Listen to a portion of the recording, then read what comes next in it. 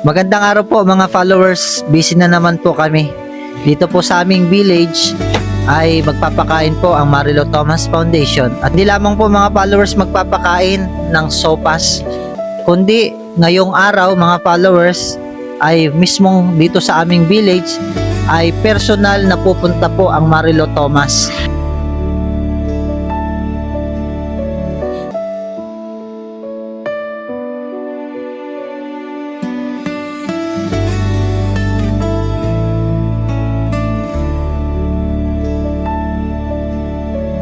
Bawat pagsubok sa buhay ko,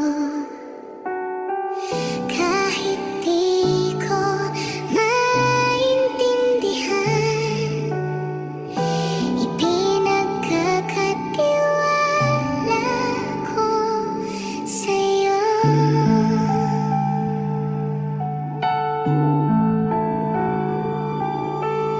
Hello guys!